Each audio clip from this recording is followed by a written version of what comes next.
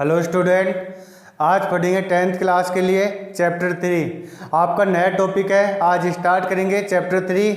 Chapter 3 में आपको introduction part कराऊंगा। इंट्रोडक्शन पार्ट में आपको पूरा डिटेल के साथ में समझाऊंगा इस टॉपिक में आपके क्या क्या काम में आएगा और कैसे डिटेल के साथ में समझेंगे। आपको एग्जाम्पल देके भी समझाऊंगा कि आपको कैसे क्वेश्चन सोल्व करना है और किस टाइप के क्वेश्चन आएंगे। और आपको पूरी बुक कंप्लीट कराई जाएगी। इस बुक में जो भी आपके क्वेश्चन आएंगे हर क्वेश्चन आपका कंप्लीट कराया जाएगा। आपको साइंस के वीडियो मिलेंगे, साइंस की भी बुक आपकी कंप्लीट करवाई जाएगी। और इंग्लिश का भी आपका कंटिन्यू चल रहा है। आपका टेंस हो गया और आपका वॉइस हो गया, बेसिक वॉइस, और आप बाकी ग्रामर के टॉपिक बच रहे हैं वो भी आपके कंप्लीट करवा दिए जाएंगे। और 10th क्लास के लिए आपके सारे सब्जेक्ट कंप्लीट करवा दिए जाएंगे। इसलिए आप सारे स्टूडेंट जो भी आपके फ्रेंड्स हैं उनको शेयर करो ज़्यादा से ज़्यादा। और अपना टॉपिक स्टार्ट करते हैं बिना टाइम खराब किए हुए।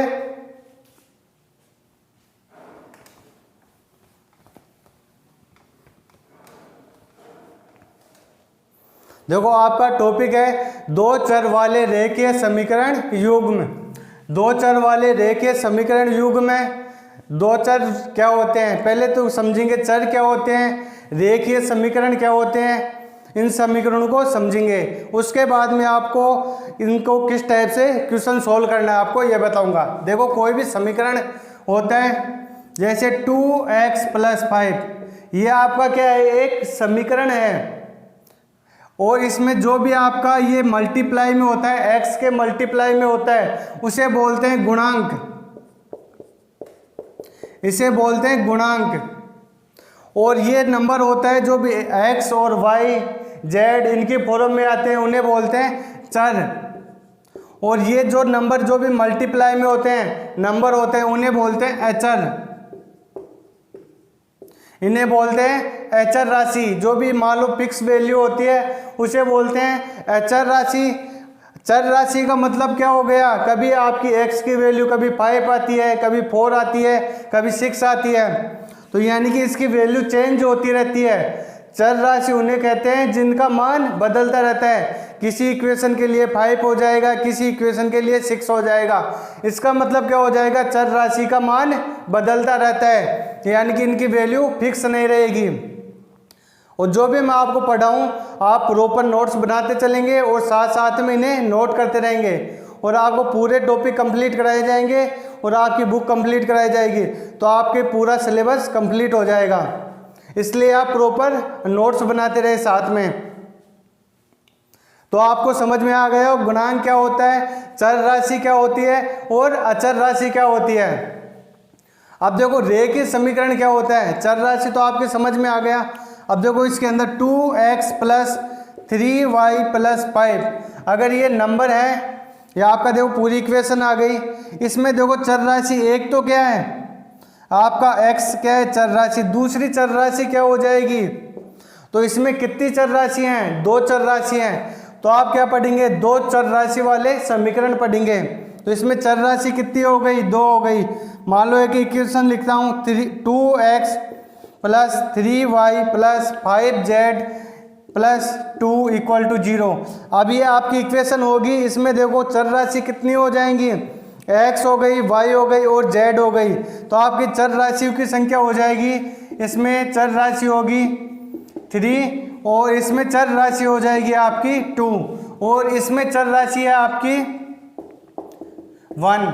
तो आपके तीनों एग्जाम्पल दे दिए। तो इसके बाद में देखते हैं रेखीय समीकरण क्या होते हैं।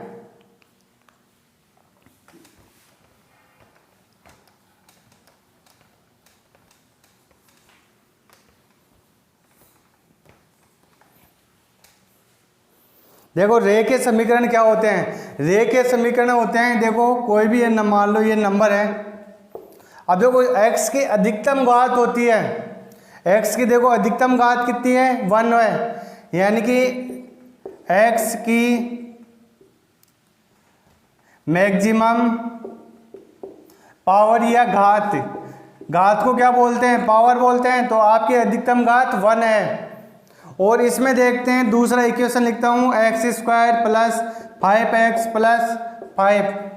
तो इसमें देखो आपकी x की मैक्सिमम घात क्या हो जाएगी, आपकी मैक्सिमम घात हो जाएगी 2 हो जाएगी। देखो इसमें की x की पावर 2 दिख रही है तो आपकी अधिकतम घात 2 हो गई। एक इक्वेशन और लिखता हूँ, x की power 3 plus 5x² plus 3x plus 5। अब देखो इसमें x की अधिकतम घात क्या हो जाएगी, 3 हो जाएगी। अब देखो इस यहाँ पे क्या है, x की पावर 2 है और यहाँ पे 1 है, तो अधिकतम घात देख रहे हैं तो इसमें अधिकतम घात हो जाएगी 3।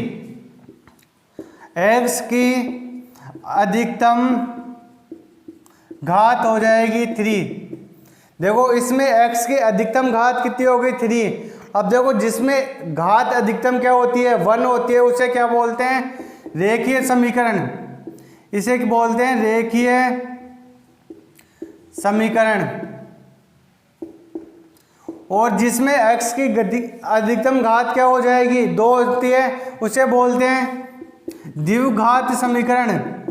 द्विघात समीकरण। और जिसमें अधिकतम घात होती है 3 होती है, यानी कि देखो इसमें अधिकतम घात 3 है तो इसे बोलेंगे त्रिघात समीकरण। त्रिघात समीकरण। अब देखो रेखीय समीकरण होता है, उसको कैसे सोल्व करेंगे, 2 चर कैसे आएंगे, इसका एग्जांपल देके बताता हूं आपको। देखो 3x² plus 3y plus 4, 3x plus 3y plus 4 equal to 0। अब देखो इसमें देखो x की या y की, अगर इसमें 2 इक्वेशन हो, वेरिएबल यानी कि आपके चर राशि कितनी है, इसमें 2 है, 2 चर राशि हैं, तो इसमें देखो अधिकतम घात दोनों में से देखेंगे किसकी अधिकतम घात क्या है, यानी कि इसमें देखो अधिकतम घात कितनी हो जाएगी, अधिकतम घात 1 है, अधिकतम घात क्या हो गई, 1 हो गई। तो ये कैसे समीकरण हो जाएगा, रेखीय समीकरण। ये समीकरण हो जाएगा रेखीय समीकरण। अब देखो इसमें चर राशि कितनी है, चर राशि हो जाएगी, देखो इसमें एक तो x है, दूसरी चर राशि है y, तो इसमें चर राशि हो जाएंगी 2, इसकी चर राशि हो गई 2, 2 चर हैं, इसमें चर राशि कितनी है 2। अब देखो एक इक्वेशन और लिख के बताता हूं आपको, 3x² 2y plus 4 equal to 0। अब देखो आपकी ये वाली इक्वेशन है, इसमें x की अधिकतम घात कितनी आ रही है, 2 आ रही है, और इसमें देखो y की अधिकतम घात कितनी आ रही है, 1 आ रही है। तो आपकी अधिकतम घात कितनी हो जाएगी, अधिकतम घात हो जाएगी 2। तो ये कैसे समीकरण हो जाएगा, द्विघात समीकरण हो जाएगा, द्विघात समीकरण। और इसमें चर राशि कितनी है 2, तो इसमें 2 चर राशि हैं, तो कैसा हो गया द्विघात समीकरण, 2 चर, यानी कि 2 चर वाले द्विघात समीकरण हो गया। आपको क्या पढ़ना है, आपको पढ़ना है 2 चर राशि वाले रेखीय समीकरण। आपको इस टाइप के क्वेश्चन पढ़ने हैं, यानी कि ये आपका क्या है, रेखीय समीकरण है और 2 चर वाले हैं, यानी कि इसमें कितने चर हैं, 2 चर राशि हैं। अब देखो आपका एक शब्द बच गया है युग्म। युग्म क्या होता है, किसी भी नंबर का जोड़ा होता है उसे क्या बोलते हैं, युग्म बोलते हैं, यानी कि 2 होते हैं। तो ऐसी इक्वेशन आपके कितनी आएंगी, 2 आएंगी। देखो आगे आपको बताता हूं कैसे आएंगी।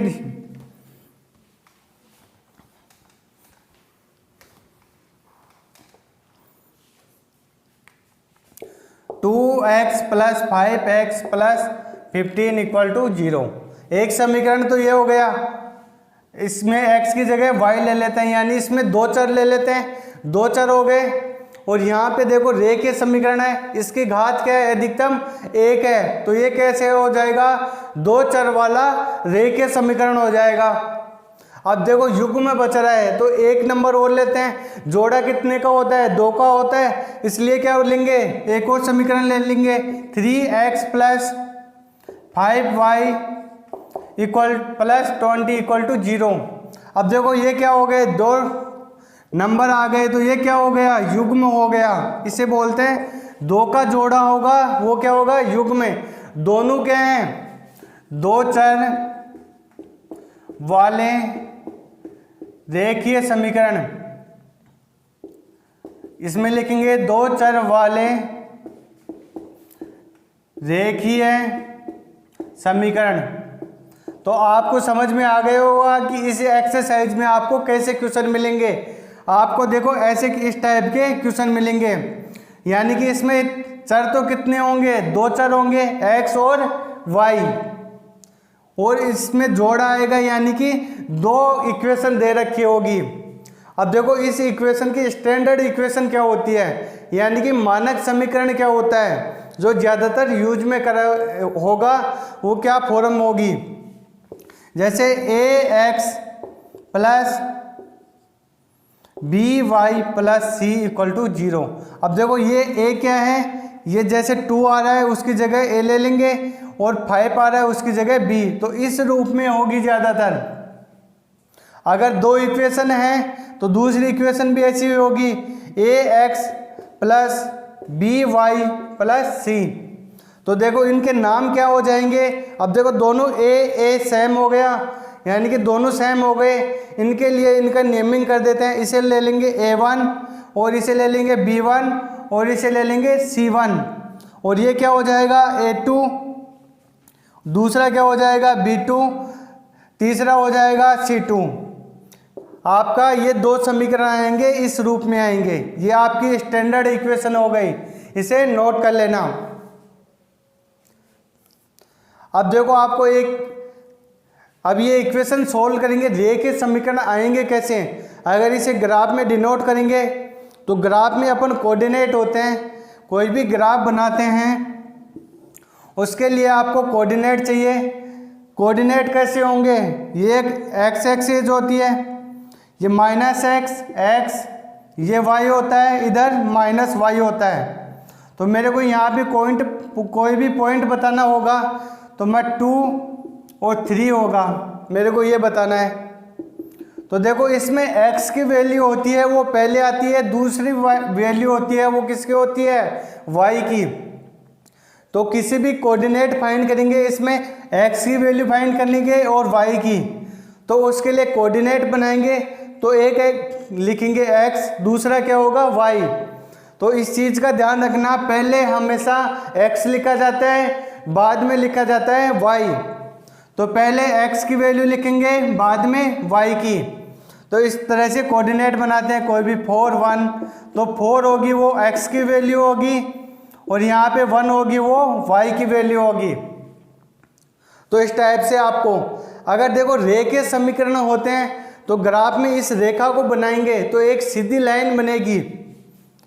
जैसे मान लो ये पॉइंट बना लेंगे, पॉइंट बनाने के बाद में इन तीनों पॉइंटों को मिलाएंगे, तीनों पॉइंटों को मिलाएंगे तो ये क्या होगी, आपको मिलेगी ग्राफ में डिनोट करने के बाद में एक सीधी रेखा मिलेगी, बिल्कुल सीधी रेखा होगी।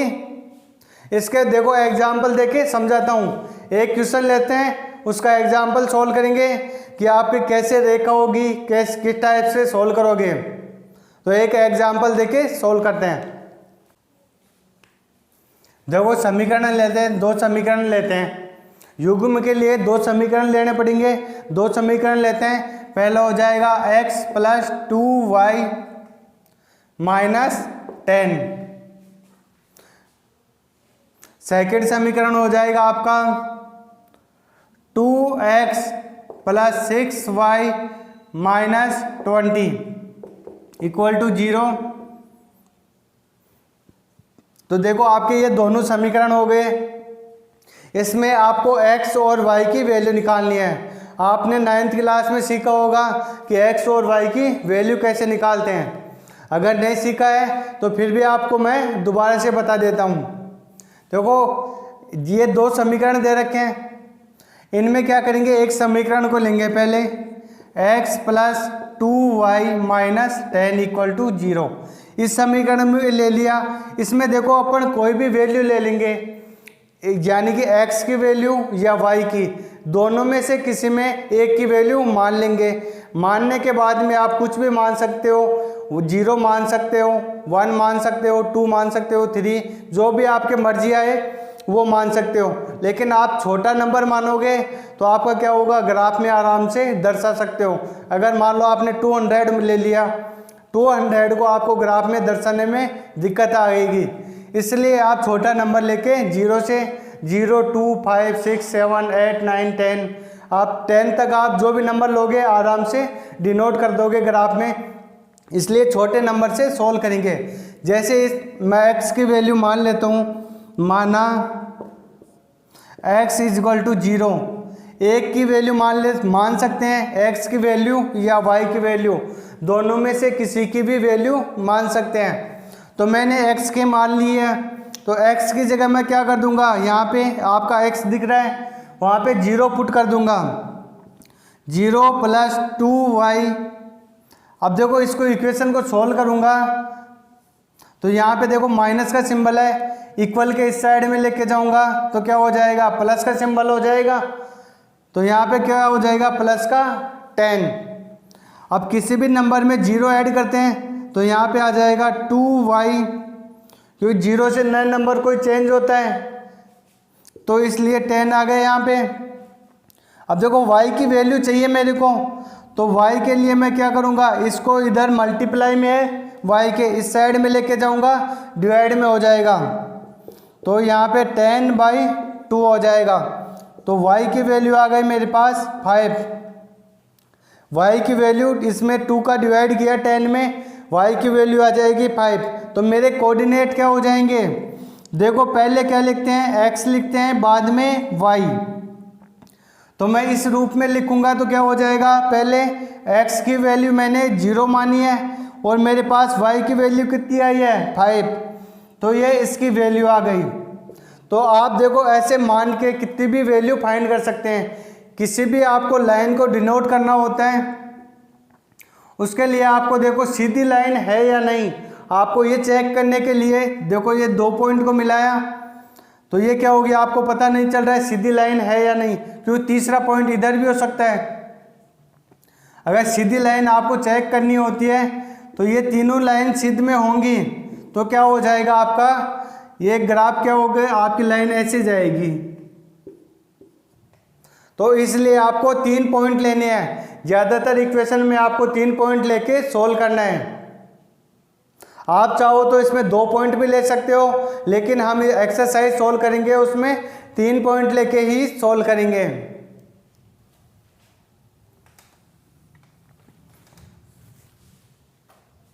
देखो आपने 0 मान लिया था, अब देखो 1 मान लेते हैं, तो इसमें 1 मानेंगे तो आपका क्या हो जाएगा, x = यहाँ पे लिखेंगे 1, तो x की जगह क्या लिखेंगे इस इक्वेशन में, आपका 1 आ जाएगा। और यहाँ पे देखो 2y है, 2y की जगह ऐसे के ऐसे 2y लिख देंगे और x की जगह 1 लिख दिया। और ये देखो इक्वल का सिंबल है, इस साइड में 10 को लेके जाएंगे तो यहाँ पे क्या आ जाएगा, 10 माइनस का इस साइड में लेके जाएंगे प्लस का आ जाएगा, तो प्लस का 10 हो गया। अब देखो इसमें 2y 10 - 1, अब देखो -1 कैसे आया, देखो ये प्लस का नंबर इस साइड में 1, इस साइड में लेके गया इक्वल के, तो सिंबल चेंज हो गए। प्लस का नंबर होता है वो क्या होता है, माइनस का हो जाता है, और माइनस का नंबर होता है वो प्लस का हो जाता है। इसलिए इधर प्लस का नंबर था, इस साइड में लेके गए माइनस का नंबर हो गया। अब 10 में से -1 करेंगे, 2y = आपका क्या आ जाएगा, 9, और y = क्या आ जाएगा, 9/2। तो आपको उनको सॉल्व करोगे तो y की वैल्यू आ जाएगी 4.5। तो इसको कोऑर्डिनेट के रूप में लिखेंगे, तो पहले x की वैल्यू लिखते हैं, x की वैल्यू क्या है 1 और y की वैल्यू है 4.5। अब देखो आपको ज़्यादातर कोशिश ये करनी है कि आपकी वैल्यू डेसिमल में ना आए। यहाँ पे जो भी आप मानोगे इस हिसाब से मानोगे कि आपका डेसिमल में नहीं आए, क्योंकि अगर डेसिमल में आता है तो आपको ग्राफ में डिनोट करने में दिक्कत आती है। इसलिए देखो मैं अगर यहाँ पे 2 मान लेता तो मेरा डेसिमल में नहीं आता। तो आपको क्या कोशिश करनी है कि आपका आंसर डेसिमल में नहीं आए। अगर डेसिमल में आएगा तो आपको ग्राफ में नोट करोगे, यानी कि ग्राफ में दर्शाओगे तो आपको दिक्कत आएगी। तो आपको डेसिमल में नहीं आना चाहिए। तो इसलिए देखो मैं बिना डेसिमल का नंबर लेके बताता हूँ। तो यहाँ पे देखो मैं अगर x की वैल्यू 2 ले लेता हूँ, अगर मैं x की वैल्यू 2 लूँगा तो मेरा डेसिमल में आंसर नहीं आएगा। तो यहाँ पे x की जगह मैं क्या पुट कर दूँगा, 2 पुट कर दूँगा इस इक्वेशन में, x प्लस 2y। अब देखो इधर माइनस का 10 है, इस साइड में लेके जाऊँगा प्लस का 10 हो जाएगा। अब देखो इस इक्वेशन में मैं क्या पुट करूँगा, x की जगह 2, तो यहाँ पे 2 आ गया। अब देखो y तो ऐसे ही रहेगा, 2y same to same equal to 0। अब देखो 2 को इस साइड में लेके जाएंगे, क्या आ जाएगा माइनस में, 2y इक्वल टू 10 माइनस 2। तो 2y इक्वल टू आपका आ जाएगा 8 और y इक्वल टू आ जाएगा 8/2। तो इनको काटेंगे तो यहाँ पे क्या आ जाएगा 4। तो y की वैल्यू क्या आ गई आपके पास, 4 आ गई है। अब देखो इसे सोल्व करेंगे, कोऑर्डिनेट के रूप में लिखेंगे। तो x की वैल्यू पहले लिखते हैं, तो x की वैल्यू 2 आ जाएगी और y की वैल्यू आ जाएगी आपके 4। अब देखो आगे आपको 3 कोऑर्डिनेट चाहिए। एक कोऑर्डिनेट तो ये आ गया, दूसरा कोऑर्डिनेट का मतलब होता है निर्देशांक। निर्देशांक एक तो ये आ गया, दूसरा निर्देशांक ये आ गया और तीसरा निर्देशांक आपका आता है x इक्वल टू मैं 4 ले लेता हूँ। तो आपका देखो निर्देशांक क्या आएगा, x की वैल्यू मैं क्या पुट करूँगा 4, तो 4 प्लस 2y इक्वल टू 10। अब इसको सॉल्व करूँगा तो 2y इक्वल टू 10 माइनस 4, तो 2y इक्वल टू आ जाएगा, इनको माइनस करूँगा 6 आ जाएगा। अब देखो ये मल्टीप्लाई में है 2, इस साइड में लेके जाऊँगा डिवाइड में चला जाएगा, तो y इक्वल टू हो जाएगा आपका 6/2। तो यहाँ पे आ जाएगा 3, तो y की वैल्यू आपके पास आ गई 3। तो देखो यहाँ पे आपने x की वैल्यू लिखेंगे पहले, तो x की वैल्यू 4 है और y की वैल्यू 3 है, तो आपके निर्देशांक हो जाएंगे 4, 3। अब देखो इन सारे निर्देशांक का क्या बनाएंगे, एक टेबल बनाएंगे, टेबल बना के एक साथ में नोट कर लेंगे या बॉक्स बनाएंगे।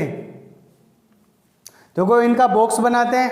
देखो आपकी इक्वेशन ये दोनों हैं, एक इक्वेशन के तो आपने 3 निर्देशांक ज्ञात कर लिए। अब दूसरी इक्वेशन के आप 3 निर्देशांक ज्ञात करोगे, उसके बाद में सॉल्व करेंगे आगे। देखो मैं इसको मिटा रहा हूँ यहाँ से, इसके कोऑर्डिनेट लिख लेते हैं। किस फॉर्म में लिखोगे, ऐसे बॉक्स बनाओगे, आप लास्ट में लिख लेना यहाँ पे, क्योंकि मेरे पास जगह नहीं है तो मैं यहाँ पे लिखूँगा। तो यहाँ पे देखो x और y, देखो आपने ऊपर क्या लिखनी है, x की वैल्यू, यहाँ पे लिखनी है y की वैल्यू। तो देखो x की वैल्यू पहले है, तो ये x की वैल्यू 0 और y की वैल्यू हो जाएगी आपकी 5। इसके बाद में यहाँ पे x की वैल्यू क्या है 2 है और y की वैल्यू क्या है 4, तो यहाँ पे हो जाएगा 4। और आपका लास्ट कोऑर्डिनेट क्या है, x की वैल्यू आपके पास 4 है, y की वैल्यू हो जाएगी 3। और अब देखो इसको मिटा रहा हूं मैं और नेक्स्ट इक्वेशन लेके सोल्व करते हैं।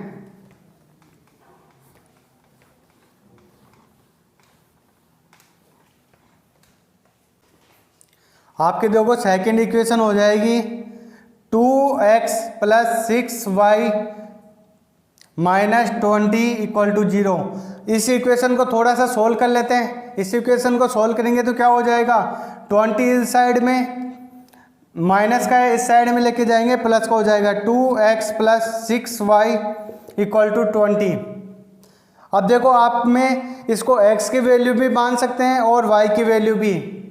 तो इसमें अपन क्या करेंगे, पहले वाली इक्वेशन में मैंने आपको सिखाया था x की वैल्यू मान के इस वाली इक्वेशन में आपको y की वैल्यू मान के दिखाता हूँ कि कैसे सोल्व करेंगे। y की वैल्यू लेते हैं तो आप चाहो तो x की वैल्यू लेके भी सोल्व कर सकते हो। तो y की वैल्यू लेते हैं, तो यहाँ पे लिखूंगा माना y इक्वल टू 0। वाई की वैल्यू मैंने क्या ले ली, 0 ले ली। तो इस इक्वेशन में वैल्यू पुट करूंगा 2x plus 6y equal to 20। अब देखो यहाँ पे y की जगह आपको 0 पुट करना है, तो 6 और 0 y क्या है आपका मल्टीप्लाई में है, तो 2x 6 इंटू 0 हो जाएगा। क्योंकि आपका यहाँ पे इंटू क्यों आया, क्योंकि 6 और y क्या है आपका मल्टीप्लाई में है, तो इन्हें भी मल्टीप्लाई में लिखेंगे इक्वल टू 0।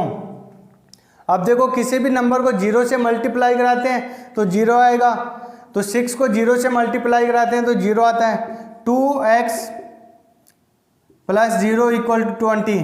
तो यहाँ पे 0 को किसी भी नंबर में ऐड करोगे तो वही नंबर रहता है, 2x इक्वल टू 20 हो जाएगा। और x की वैल्यू आ जाएगी देखो 20/2। तो यहाँ पे 2 का डिवाइड करेंगे तो आपका आंसर क्या आ जाएगा, 10 आ जाएगा। और 2 देखो यहाँ पे कैसे गया, इधर मल्टीप्लाई में है तो इक्वल के दूसरी साइड में लेके जाते हैं तो डिवाइड में चला जाएगा, तो इसके 20 के डिवाइड में चला गया, तो x की वैल्यू आ गई आपके 10। तो कोऑर्डिनेट कैसे लिखेंगे, पहले किसकी वैल्यू लिखते हैं, x की, तो x की वैल्यू लिखेंगे 10 और y की वैल्यू क्या आपने 0 ली थी, तो y की वैल्यू हो जाएगी 0। ये आपके कोऑर्डिनेट हो गए। इसके बाद में देखो y की वैल्यू क्या मान लेते हैं, y की वैल्यू 1 मान लेते हैं। तो इसी इक्वेशन में पुट करेंगे वैल्यू 2x प्लस 6 इंटू 1 हो जाएगा। y की वैल्यू आपने 1 ली है तो यहाँ पे 1 आ जाएगा इक्वल टू 20। अब देखो इसको मल्टीप्लाई कराएंगे 6 को 1 से तो 6 आ जाएगा। तो यहाँ पे सॉल्व करते हैं, 2x प्लस 6 इक्वल टू 20। अब देखो 6 को इस साइड में लेके जाएंगे सोल्व करने के लिए, तो 2x 20 माइनस 6 हो जाएगा, तो 2x इक्वल टू क्या हो जाएगा 14। और यहाँ पे देखो x इधर मल्टीप्लाई में है तो इस साइड में लेके जाएंगे डिवाइड में चला जाएगा 14/2। तो y की आपको देखो x की वैल्यू मिल जाएगी 7, x इक्वल टू 7। तो कोऑर्डिनेट लिखेंगे तो कोऑर्डिनेट क्या हो जाएगा आपका, आपने y की वैल्यू 1 ली थी और x की वैल्यू 7 आई है, तो पहले x की वैल्यू लिखते हैं 7 लिखेंगे, बाद में y की वैल्यू तो आपकी हो जाएगी 1। अब देखो आगे सोल्व करते हैं, तो यहाँ पे देखो आपको क्या लेना है, आपको y की वैल्यू अब 2 ले लेंगे, y की वैल्यू हो जाएगी 2। तो यहाँ पे आपको y की जगह 2 वैल्यू पुट करना है इस वाली इक्वेशन में, 2x 6 इंटू 2 हो जाएगा इक्वल टू 20। तो 2x प्लस 12 इक्वल टू 20 हो गया। अब इसको सोल्व करते हैं आगे, तो यहाँ पे 12 इस साइड में प्लस का है, इस साइड में लेके जाएंगे माइनस का हो जाएगा, 2x इक्वल टू 20 माइनस 12। अब इसको आगे सोल्व करते हैं तो क्या हो जाएगा, इनको माइनस करेंगे तो 2x इक्वल टू हो जाएगा आपका 8। तो x की वैल्यू आ जाएगी 8/2, तो x इक्वल टू 4। तो आपकी x की वैल्यू क्या हो गई 4 हो गई, और आपने y की वैल्यू क्या ली थी 2।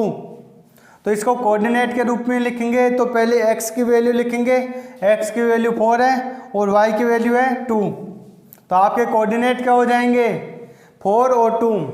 आपके देखो आपके 3 कोऑर्डिनेट आ गए, एक तो ये आ गया, दूसरा ये रहा और थर्ड नंबर का ये रहा।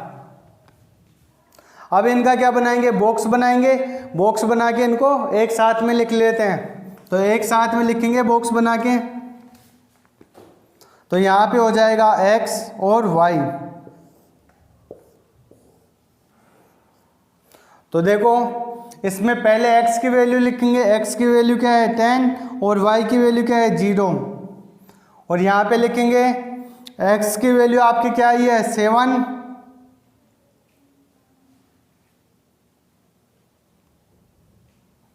और यहाँ पे आपकी देखो y की वैल्यू है 1 और यहाँ पे हो जाएंगे आपकी x की वैल्यू 4 और यहाँ पे 2। अब देखो इसका क्या बनाएंगे, ग्राफ बनाएंगे। ग्राफ बना के आगे सोल्व करते हैं।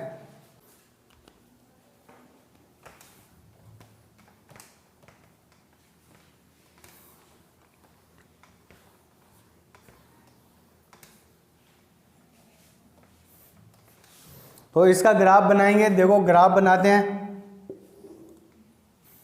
तो इस एक्स को क्या बोलते हैं, एक्स एक्स।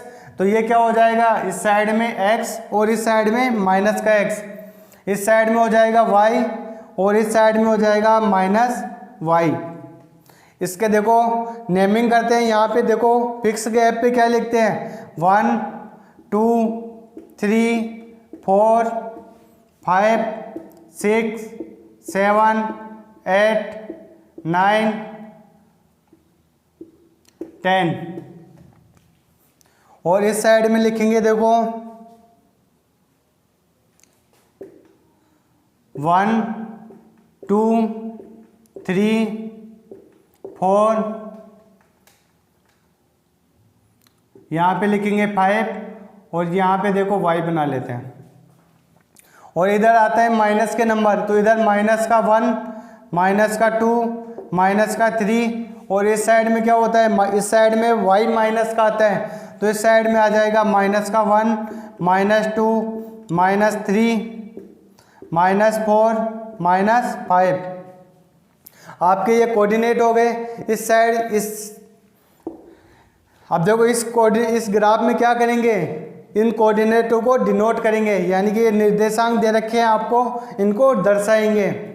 देखो आपको x की वैल्यू क्या दे रखी है, 0। तो x की वैल्यू 0 यहाँ पे होती है। तो यहाँ पे x की वैल्यू 0 और y की वैल्यू क्या दे रखी है, 5। तो यहाँ पे आ जाएगा आपका कोऑर्डिनेट 0 5।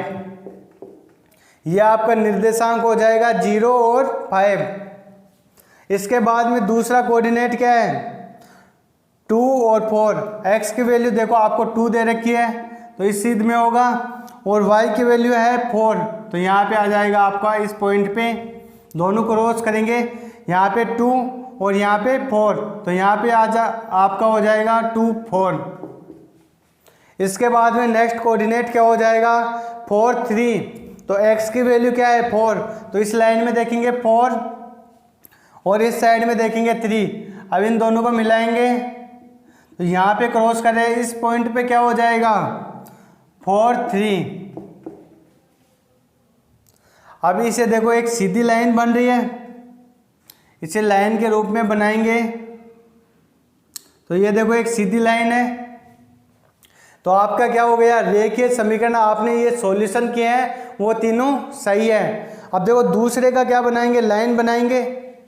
तो इस देखो कोई भी इक्वेशन हो उसके ऊपर क्या लिख देना, आपका समीकरण लिख देना है कि ये किसकी वैल्यू है, यानी किस ग्राफ का है। तो देखो ये फर्स्ट वाली टेबल थी, फर्स्ट वाली इक्वेशन की है। तो यहाँ पे इक्वेशन लिख देंगे x + 2y - 10। अब सेकेंड वाली इक्वेशन की लाइन बनाते हैं। तो यहाँ पे देखो y की वैल्यू क्या है, 0। तो y की वैल्यू यहाँ पे 0 होती है और x की वैल्यू क्या है, 10। तो यहाँ पे क्या हो जाएगा, 10 और 0 को मिलाएंगे तो यहाँ पे आपका क्या हो जाएगा, पॉइंट 0 10 और 0 हो जाएगा। इसके बाद में नेक्स्ट कोऑर्डिनेट आपका 7 1। तो यहाँ पे क्या हो जाएगा, 7 x की वैल्यू और देखो y की वैल्यू है 1। तो इन दोनों को मिलाएंगे यहाँ पे तो ये कोऑर्डिनेट बन जाएगा। तो यहाँ पे क्या हो जाएगा, 7 1। और देखो इसके बाद में आपका नेक्स्ट कोऑर्डिनेट है 4 2। तो x की वैल्यू आपकी 4 और y की वैल्यू है 2। x की वैल्यू 4 यहाँ पे होगी और y की वैल्यू 2।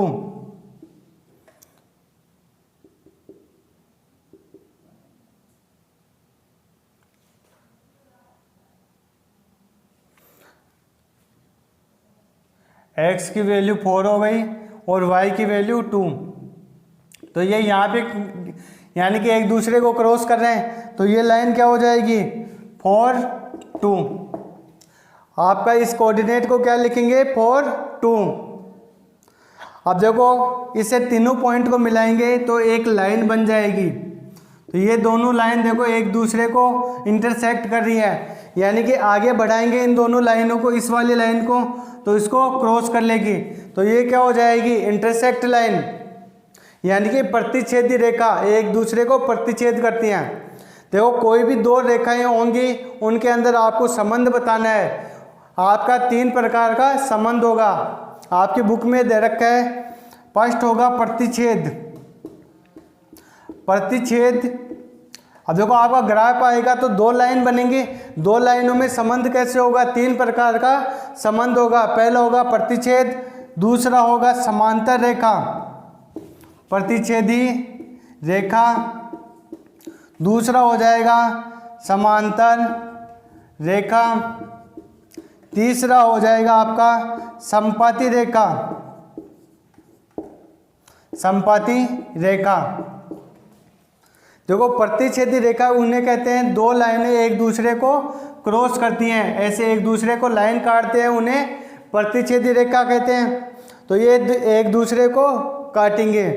दूसरी होंगी समांतर रेखा। समांतर रेखा क्या होती है, एक दूसरे को कभी नहीं काटती है, यानी कि दोनों बराबर चलते हैं, उन्हें बोलते हैं समांतर रेखा। समपाती रेखा, समपाती रेखा क्या होती है, एक लाइन के ऊपर अगर दूसरी लाइन आती है उन्हें बोलते हैं समपाती रेखा। एक लाइन है उसके अगर ऊपर दूसरी लाइन आ गई यानी कि दोनों बराबर हैं तो ये क्या हो जाएगी, आपकी समपाती रेखा हो जाएगी। देखो आपके ग्राफ बनेंगे उसमें 3 टाइप की रेखाएं आएंगी, पहली प्रतिच्छेदी, दूसरी समांतर रेखा और तीसरी समपाती रेखा। और आपकी कोई चौथे टाइप की रेखा नहीं आएगी। कोई भी लाइन आएगी या तो समांतर होगी या समपाती होगी। आपके 3 टाइप की रेखाएं आएंगी। आपको लास्ट में आंसर के रूप में लिखना है ये दोनों रेखाएं एक दूसरे को प्रतिच्छेद कर रही हैं, या समांतर का हैं या समपाती रेखा हैं। तो ये दोनों लाइनें देखो एक दूसरे को प्रतिच्छेद कर रही हैं, तो यह है रेखा प्रतिच्छेदी रेखा है।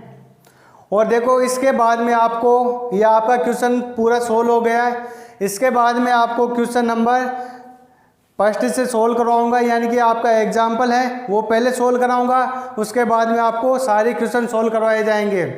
यानी कि आपको पूरी एक्सरसाइज कराऊंगा, सारी क्वेश्चन सोल्व कराऊंगा, ऐसे नहीं आपके बीच बीच में से क्वेश्चन सोल्व कराऊंगा। तो नेक्स्ट वीडियो में आपका एग्जाम्पल नंबर फर्स्ट सोल्व करते हैं।